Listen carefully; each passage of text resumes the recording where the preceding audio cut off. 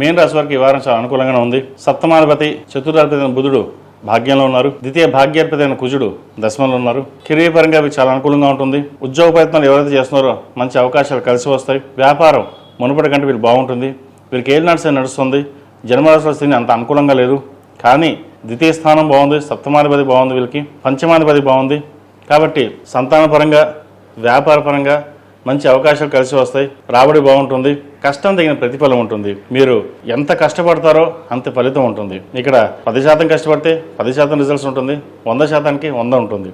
మీరు 100కి 100 పాళ్ళు కష్టపడాలి, ఎదగాలి అనే భావంతో ఉంటారు. సోదరి మధ్య సఖ్యత అంతగా ఉండదు.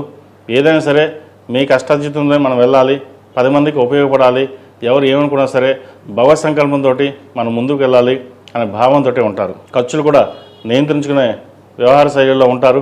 సాధ్యమైనంత వరకు ఖర్చులు తగ్గించండి.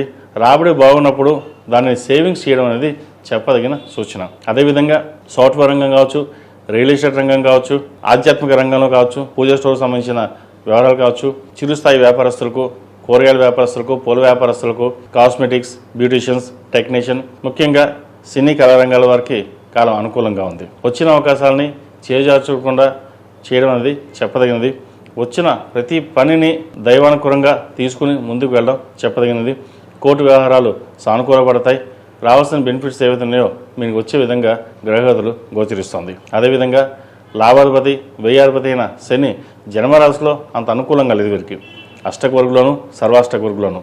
అయితే దైవబలం వల్ల కొన్ని పనులు పూర్తి చేయగలుగుతారు. నూతన గృహం కొనాలనే మీ కళ ఏదైతే ఉందో అది నెరవేరుతుంది. వాహన యోగం ఉంది. ఆరోగ్యరీత్యా కూడా ఎటువంటి ఇబ్బందులు ఏమి ఉండవు. చిన్న ఇబ్బందులు ఉంటే అవి తొలగిపోతాయి.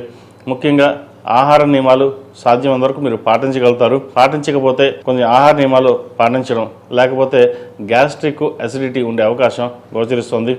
అదేవిధంగా బంధువర్గంలో మీ పరపతి పెరుగుతుంది. అదేవిధంగా గౌరవం ఎంత పెరిగిందో కించపరిచే వాళ్ళు కూడా ఉంటారు. ఎవరు ఎన్ని ప్రయత్నాలు చేసినా అది విఫలమవుతాయి. మీకంటూ స్థానాన్ని గట్టిగా సంపాదించుకోగలుగుతారు. ఈ రాశిలో మించిన విద్యార్థులకు కాలం అనుకూలంగా ఉంది. వచ్చిన అవకాశాలని ఉపయోగించుకోండి. ఈ వారం ఏదైనా నిర్ణయాలు తీసుకునేటప్పుడు పెద్దవాళ్ళ సలహాలు సూచనలు తీసుకుని ముందుకు వెళ్ళండి. సొంత నిర్ణయాలు పనికిరావు. ముఖ్యంగా విదేశీ సంబంధించిన వ్యవహారాలు కాస్త నత్తడకు పడతాయి. విదేశాలు వెళ్ళాలనుకున్నప్పుడు ఏదో విధంగా అడ్డంకు పడడం, కొరిగి పడడం ఉంటుంది. విదేశాల్లో ఉన్న వాళ్ళకి మటుకి చాలా అనుకూలంగా ఉంది. ఈ రాష్ట్రంలో మించిన స్త్రీలకు వృత్తి ఉద్యోగాల పరంగా సానుకూల పరిస్థితులు గోచరిస్తుంది. రావాల్సిన బెనిఫిట్స్ చక్కగా వచ్చే అవకాశం ఉంది. వ్యాపార రీత్యా కూడా సానుకూలంగా ఉంది. ఉద్యోగంలో ప్రమోషన్ కావచ్చు, ట్రాన్స్ఫర్ కావచ్చు ఉండే అవకాశం గోచరిస్తుంది. ప్రభుత్వ సంస్థలో ఉన్న వారికి అనుకూలంగా ఉంటుంది.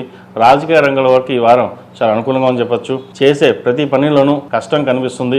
10 మంది మెచ్చుకోలుగా వ్యవహరించే విధంగా మీ జీవన శైలి అనేది ఏర్పడుతుంది. మొత్తం మీద గడిచిన కొన్ని వారాల కంటే ఈ వారం కొంతవరకు ఈ మీన రాశి వారికి బాగుందని చెప్పవచ్చు. ఈ మీన రాశి వారు ప్రతిరోజు ప్రతినిత్యం దక్షిణామూర్తి స్తోత్రాన్ని, అదేవిధంగా శని స్తోత్రాన్ని పండించడం చెప్పదగినది. కుదిరితే అఘోర పాశుపత హోమం చేయించండి. అదేవిధంగా వివాహం కాని వారికి వివాహ ప్రయత్నాలు ప్రారంభించవచ్చు.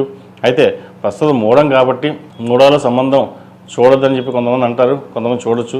వచ్చిన సంబంధాన్ని వదులుకోకుండా అన్నీ చూసుకున్న తర్వాత మూడాలు అయ్యాక ముహూర్తాలు పెట్టుకోవడం చెప్పదగిన సూచన. సంతానం కోసం ప్రయత్నం చేస్తున్న వారికి మంచి శుభవార్తని వినే అవకాశం గోచరిస్తుంది. మొత్తం మీద గడిచిన కొన్ని వారాల కంటే ఈ రాశి వారికి కొంతవరకు బాగుందని చెప్పచ్చు. మీన రాశి వారు ప్రతిరోజు ప్రతినిత్యం అష్టములుగా తల్లితోటి దీపారాధన చేయడం చెప్పదగిన సూచన. ఈ రాశిలో మించిన వారికి కలిసి వచ్చే సంఖ్య 7, కలిసి వచ్చే రంగు తెలుపు. ఏదైనా పని మీద బయటప్పుడు ఆదివారం కానీ శుక్రవారం కానీ వెళ్ళండి, మంచి ఫలితాలు సంప్రాప్తిస్తాయి. మేషం నుండి మీనం వరకు ఉన్నటువంటి రాశి ఫలితాలు నా పరిజ్ఞానం సహకరించే మేరకు ఈ వారం